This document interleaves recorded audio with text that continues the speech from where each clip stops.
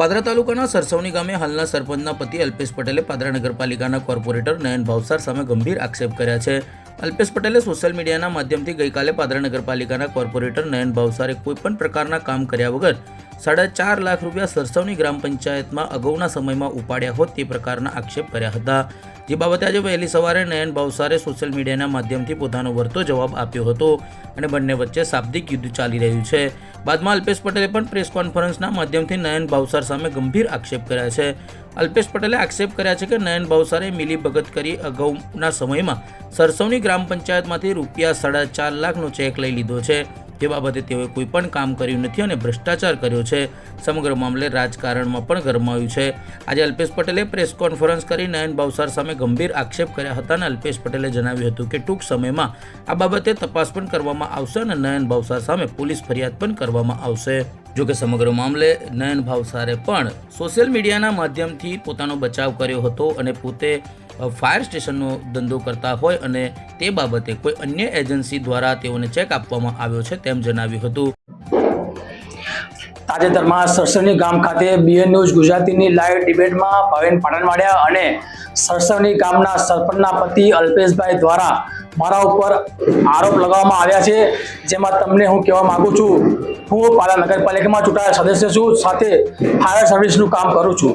અમરાનંદજી agency પાસે મારે રૂપિયા લેવાના નીકળતા હતા, જેથી આ ચેક અમરાનંદજી એજન્સીએ મને આપેલ છે।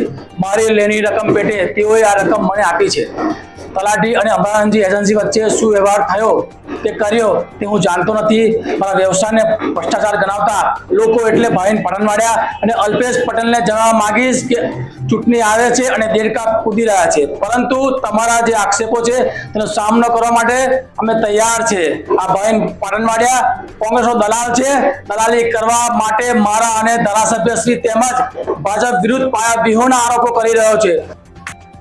આજરોજ मैं सोशल मीडिया में मारा विरुद्ध जे मैं आक्षेप કર્યા था नयन भावसारना के जे मारा गामમાંથી 4.5 લાખ રૂપિયા લઈ ગયા છે, તો નયન ભાવસારના વિડીયો જોયા બાદ હું આજે મીડિયા સમક્ષ જે પ્રતિક્રિયા આપી રહ્યો છું કે એ ભાઈ જે વાત કરતા હતા દલાલની, કે સરસવણીના સરપંચના પતિ જે દલાલ છે, તો દલાલ તો હું નથી।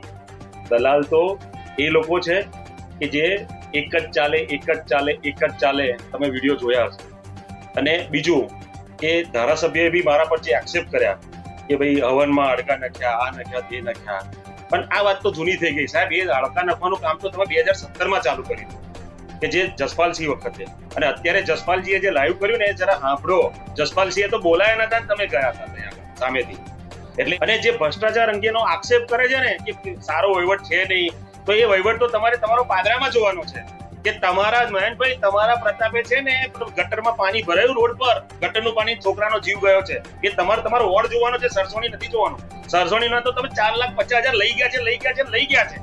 અને આ 4,50,000 વિરુદ્ધ છે ને મહિનામાં તો ફરિયાદ દાખલ થશે ભાઈ, તારે સાબિત થશે કે અમે દલાલ છે કે દલાલ તમે છે।